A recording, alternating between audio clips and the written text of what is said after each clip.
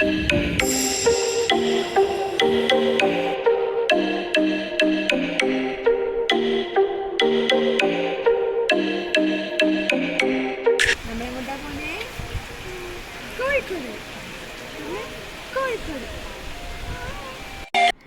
Every one, welcome back to Thangi's diary.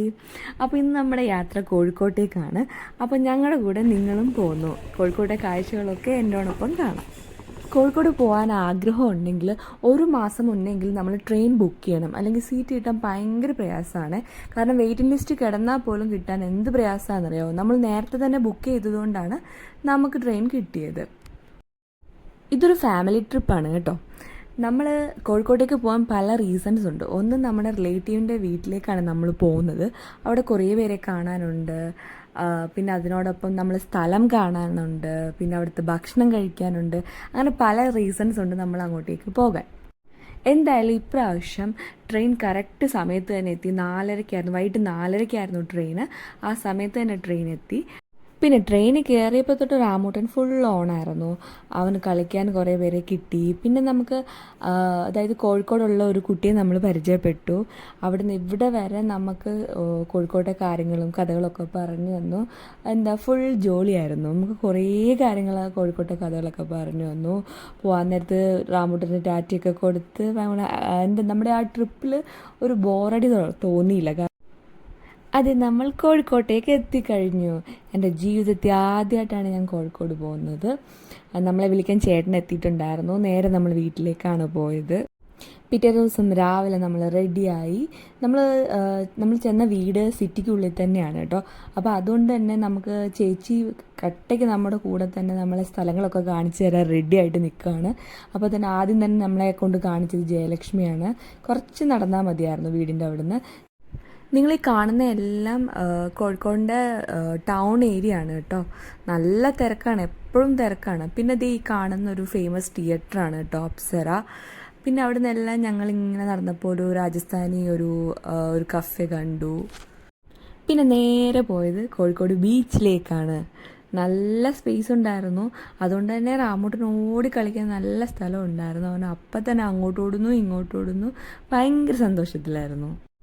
അത് മാത്രമല്ല, അവനെ കളിപ്പിക്കാനായിട്ട് കട്ടയ്ക്ക് ചേട്ടനും കൂടെ ഉണ്ടായിരുന്നു. ചേട്ടനും ചേച്ചി മാറി മാറി അവനെ എടുക്കുകയൊക്കെ ചെയ്ത് അവനും ഭയങ്കര ഹാപ്പിയായിരുന്നു. പിന്നെ ഈ ബീച്ചിലുണ്ടല്ലോ ഒരുപാട് കല്ലിൽ തീർത്ത ശില്പങ്ങളൊക്കെ കാണാം കേട്ടോ. ഇത് വെറും വെറുതെ ഒരു കല്ലടുക്കി വെച്ചിരിക്കുന്നൊന്നും അല്ല. അതിനൊക്കെ ഓരോ ആർട്ടിസ്റ്റുകളുടെ അവരുടെ ഓരോ സൃഷ്ടികളാണ് ഈ കാണുന്നതൊക്കെ. പാവം ഒരു ഫോട്ടോയ്ക്ക് വേണ്ടി പിടിച്ച് നിർത്തിയതാട്ടോ. ഫോട്ടോ ഒക്കെ എടുക്കാൻ വേണ്ടി നിന്ന് തരും ആള്. പിന്നെ കോഴിക്കോട് എന്നിട്ട് നമ്മുടെ കോഴിക്കോടിൻ്റെ കൂടെ ഒരു ഫോട്ടോ എടുത്തില്ലല്ലോ എങ്ങനെയാണ്? അപ്പം നേരെ അങ്ങോട്ട് പോയി. അവിടെ നിന്ന് 2-3 ഫോട്ടോയൊക്കെ എടുത്തു. പിന്നെ നിങ്ങൾ ഈ കാണുന്ന എല്ലാം അവിടുത്തെ കാഴ്ചകളാണ് കേട്ടോ.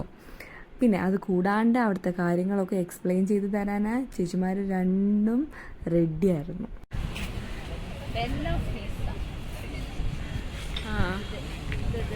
എന്നല്ലേ ഓരോന്നിൻ്റെ എഴുതിയിട്ടുണ്ടോ? ഇതിൻ്റെ ഓരോന്നിനൊക്കെ ചെയ്തിട്ടുണ്ട്.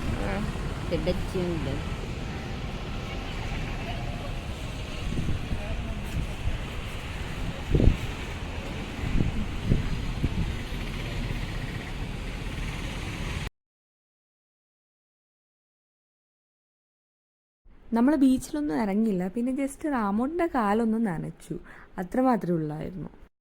പിന്നെ ഇവിടെ ഇഷ്ടം പോലെ ഇങ്ങനെ ഉപ്പിലിട്ട ഐറ്റംസൊക്കെ കിട്ടും കേട്ടോ. ഞാൻ ട്രൈ ചെയ്ത് നോക്കിയായിരുന്നു. പിന്നെ അതുപോലെ ഐസുകൾ, നമ്മളിപ്പോൾ കഴിച്ചുകൊണ്ടിരിക്കുന്നത് ഐസ് ഒരതി എന്ന് പറയുന്നൊരു സംഭവമാണ് കേട്ടോ.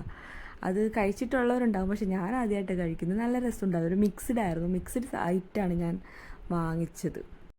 അതിൽ മാങ്ങ, പച്ചമാങ്ങ, പച്ചമുളക്, പിന്നെ കോൺ, ബേബി കോണില്ലേ അത്, അങ്ങനെ കുറേ സാധനങ്ങളുണ്ടായിരുന്നു. കൊള്ളായിരുന്നു. അതുകൊണ്ട് അവിടെ കുഞ്ഞു കിളികളൊക്കെ ഇങ്ങനെ പറന്ന് കിടപ്പുണ്ടായിരുന്നു. രാമൂട്ടൻ അതിൻ്റെ കുറേ നേരം ഓടി. ഇയാൾക്ക് എപ്പോഴും കൈവിട്ട് ഒറ്റയ്ക്ക് ഓടി നടക്കാനാണ് ഇഷ്ടം. പക്ഷെ എന്നാലും കുറച്ച് നോക്കിക്കഴിയുമ്പോൾ തിരിഞ്ഞു നോക്കും, എല്ലാവരും ഉണ്ടല്ലോ അല്ലേ. അങ്ങനെ ബീച്ചൊക്കെ കണ്ടു കഴിഞ്ഞ് നമ്മൾ നേരെ പോയത് മേൽപ്പഴനി എന്ന് പറയുന്ന ഒരു സ്ഥലത്തേക്കാണ്. ഒരു ക്ഷേത്രമുള്ളൊരു സ്ഥലത്തേക്കാണ് നമ്മൾ പോയിക്കൊണ്ടിരിക്കുന്നത്. നല്ല കയറ്റാണ് കേട്ടോ. നല്ല കയറ്റാണ്. വണ്ടി ഇങ്ങനെ പൊയ്ക്കൊണ്ടിരിക്കുകയാണ്. ആ സിറ്റിയിലെ തിരക്കിൽ നിന്നൊക്കെ മാറി കുറച്ച് ഇങ്ങ് മാറിയാണ് ഈ അമ്പലം ഉള്ളത്. നമ്മൾ സാധാ അമ്പലത്തിൽ തൊഴാൻ പോകുമ്പോൾ ഉള്ളൊരു രീതിയല്ല, നമ്മൾ ട്രിപ്പൊക്കെ ആയിട്ട് പോകുമ്പോൾ വേറൊരു രീതിയല്ല. അപ്പോൾ അതുകൊണ്ട് തന്നെ ഞാൻ അമ്പലത്തിൻ്റെ ഉള്ളിലേക്ക് കയറിയില്ല. വേറൊന്നും കൊണ്ടല്ല, നമ്മളൊട്ടും പ്രതീക്ഷിച്ചില്ല. പക്ഷേ ഇതുപോലൊരു അമ്പലം ഇവിടെ ഉണ്ടെന്ന് തന്നെ ഞാൻ ഇപ്പോഴാട്ടോ അറിയുന്നത്. ശരിക്കും പറഞ്ഞാൽ പഴനി മലയില്ലേ, അതുപോലൊരു അമ്പലം. ഇവിടെയും മുരുകൻ തന്നെയാണ് കേട്ടോ പ്രതിഷ്ഠ. അങ്ങനെ നമ്മൾ അമ്പലത്തിൻ്റെ മുന്നിലേക്ക് എത്തിയിരിക്കുകയാണ്. നിറയെ ആളുകളൊക്കെ ഉണ്ടായിരുന്നു. അവിടെ എന്തോ പൂജയൊക്കെ നടക്കുന്ന സമയത്താണ് നമ്മൾ ചെന്നത്.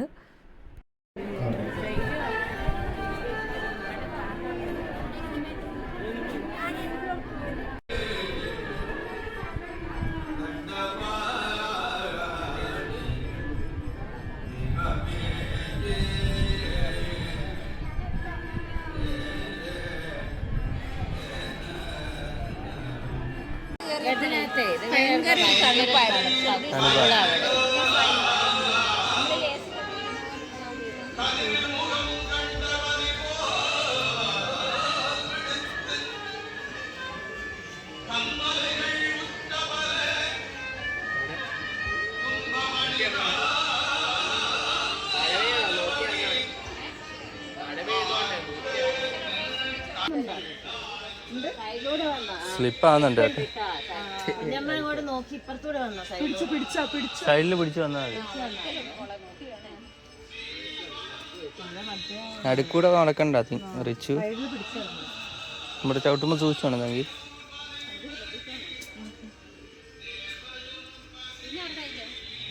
സന്തോഷായിട്ടുണ്ടായിരുന്നു.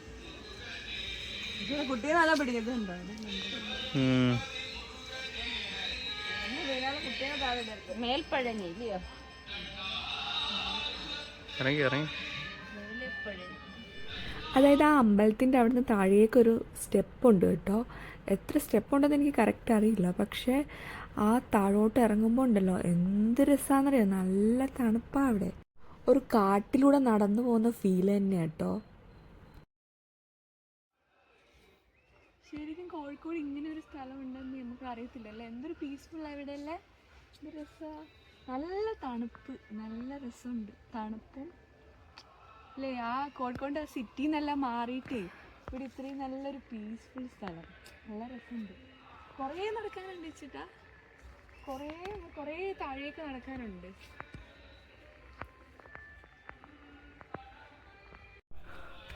നല്ല കയറ്റാണ്. അതുകൊണ്ട് ഞങ്ങൾ മൊത്തം കംപ്ലീറ്റ് ചെയ്തില്ല. കുറേ നടന്നു. കുഞ്ഞിനെയും കൊണ്ട് നടക്കാൻ പറ്റാത്തതുകൊണ്ട് അമ്മയൊക്കെ മുകളിൽ നിൽക്കുകയാണ്. പഴനിമല കയറുന്ന പോലെ തന്നെ.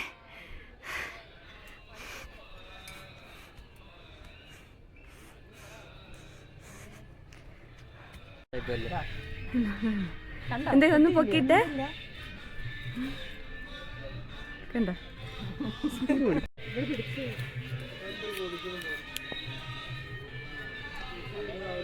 അങ്ങനെ നമ്മൾ അമ്പലത്തിൽ നിന്നൊക്കെ ഇറങ്ങിയിട്ട് നമ്മൾ നേരെ ഫുഡ് കഴിക്കാൻ വേണ്ടി പോവുകയാണ്. അപ്പോൾ പോകുന്ന വഴിയിൽ കണ്ട ഹോട്ടലാണ് ഹോട്ടൽ സാഗർ.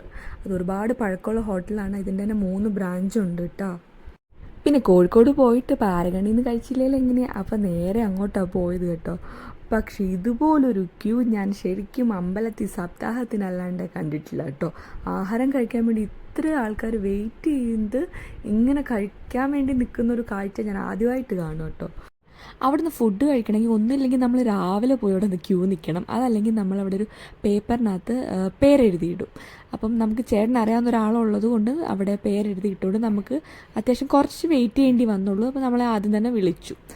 അങ്ങനെ നമ്മുടെ ഫുഡ് എത്തുന്നതിന് മുന്നേ തന്നെ അവരൊരു സ്റ്റാർട്ടറായിട്ടൊരു സലാഡും പിന്നെ ഒരു ഗ്രേപ്പ് ലൈമോ കൊണ്ടു തന്നത്. അത് കഴിഞ്ഞിട്ട് നമ്മൾ ഓർഡർ ചെയ്തത് ദം ബിരിയാണി ഉണ്ടായിരുന്നു, ഫ്രൈഡ് ദം ബിരിയാണി ഉണ്ടായിരുന്നു, പിന്നെ ബീഫ് ഉണ്ടായിരുന്നു, കല്ലുമക്കായ ഉണ്ടായിരുന്നു, പിന്നെന്തായാലും മട്ടൻ ബിരിയാണി ഉണ്ടായിരുന്നു. അത്യാവശ്യം അവിടുത്തെ കുറച്ച് ഫേമസ് കാര്യങ്ങളെല്ലാം നമ്മൾ ഓർഡർ ചെയ്ത് ടേസ്റ്റ് ചെയ്ത് നോക്കി. പിന്നെ അത് കൂടാണ്ട് 2-3 മീൽസ് വാങ്ങിച്ചിട്ടുണ്ടായിരുന്നു. മീൽസിൻ്റെ കൂടെ പായസവും പിന്നെ മീൻ കറിയും ഒക്കെ ഉണ്ടായിരുന്നു. എല്ലാം നല്ല ടേസ്റ്റായിരുന്നു, എനിക്ക് ഇഷ്ടപ്പെട്ടു. വേൾഡിലെ തന്നെ റെസ്റ്റോറൻറ്റിൽ 11ാമത്തെ സ്ഥാനം പിടിക്കണമെങ്കിൽ എന്തെങ്കിലും ഒരു പ്രത്യേകത ഇല്ലാണ്ട് കാണില്ലല്ലോ. അപ്പോൾ അതിൻ്റേതായിട്ടൊരു ടേസ്റ്റ് വ്യത്യാസമൊക്കെ ഉണ്ടായിരുന്നു കേട്ടോ. ഫൈനലി ഒരു മിൻറ്റ് ലൈമും കൂടെ ആയപ്പോഴത്തേക്ക് റെഡിയായി. പിന്നെ നിങ്ങൾ ഈ കാണുന്നത് അവിടുത്തെ ഒരു മിൽക്ക് ഷേക്ക് കിട്ടും, മിൽക്ക് സർബത്ത് കിട്ടുന്നൊരു ഫേമസ് കടയായിട്ട്, ഒരുപാട് പഴക്കമുള്ളൊരു കടയാണ്. അവിടുന്ന് മിൽക്ക് ഷേക്ക് കുടിക്കണം എന്ന് ആഗ്രഹം ഉണ്ടായിരുന്നു, പക്ഷേ വയറ്റിൽ സ്ഥലം ഇല്ലാത്തതുകൊണ്ട് കുടിക്കാൻ പറ്റില്ല. പിന്നെ നമ്മൾ തിരിച്ചു പോകുന്ന വഴി നോക്കിയപ്പോൾ വീണ്ടും അപ്പം തന്നെ ഒരു 2:30 സമയമായി. അന്നേരവും പാരഗണിയിലെ തിരക്കിനൊരു കുറവുമില്ല. പിന്നെ നമ്മൾ ചേച്ചിയുടെ വീട്ടിലേക്കാണ് പോയത്. അവിടുന്ന് വൈകിട്ട് നമ്മൾ മുട്ടായിത്തെരുവിലേക്ക് പോകാൻ തീരുമാനിച്ചു. പക്ഷേ ഇന്ന് സാധനമൊന്നും വാങ്ങിക്കാനായിട്ടുള്ളൊരു ഉദ്ദേശമല്ല, ജസ്റ്റ് ഒന്ന് കാണാൻ ലൈറ്റൊക്കെ ഇട്ട് എങ്ങനെയുണ്ടെന്ന് അറിയാൻ വേണ്ടിയിട്ട് നമ്മൾ പോയതാണ്. സ്വർണ്ണാണല്ലേ ഈ ഒരു കട, ഇത് ഈ ഒരു ഏരിയ ഫുള്ള്, അതല്ല ഈ ഒരു ഏരിയ ഫുള്ള് സ്വർണ്ണക്കടകളാണ്, ഫുള്ള് ഗോൾഡാണ്. ഗോൾഡ്, സിൽവർ, ഡയമണ്ട് മൊത്തം കടകളും അങ്ങനെ ഒരു ഏരിയ ആണ്.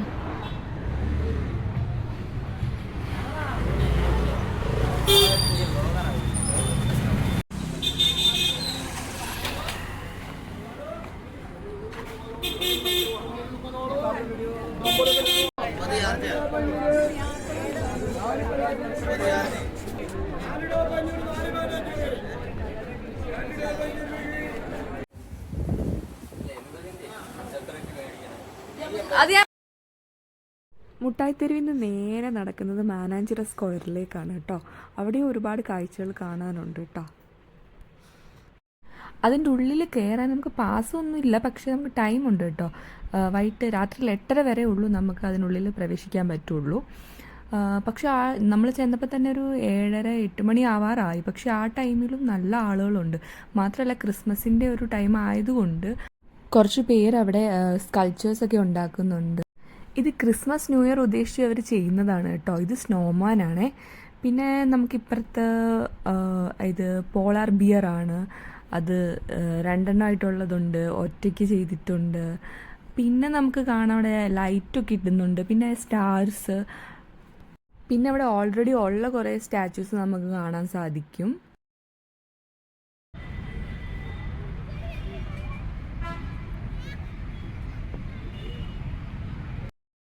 ഇത് പിന്നെ ഡിനോസറിൻ്റെ ഒരു രൂപമാണ്. മൊത്തത്തിൽ പണിഞ്ഞു വരുമ്പോൾ അങ്ങനെ ആയിരിക്കാം. അപ്പോൾ അതൊക്കെ അവർ ചെയ്യുന്നതേ ഉള്ളൂ. രാത്രിയിൽ ആകുമ്പോൾ വലിയ വെയിലിൻ്റെ ഒന്നും ബുദ്ധിമുട്ടില്ലല്ലോ, അതായിരിക്കും. രാത്രിയിലും അവർ അത് പണി ചെയ്തുകൊണ്ട് തന്നെ ഇരിക്കുകയാണ് കേട്ടോ. അപ്പോൾ നമുക്ക് വീട്ടിലേക്ക് പോകാൻ സമയമായിട്ടുണ്ട്. ഒരു ദിവസം കൊണ്ട് ഇത്രയൊക്കെയല്ലേ കാണാൻ പറ്റുള്ളൂ, നമുക്ക് കഴിക്കാനും പറ്റുള്ളൂ.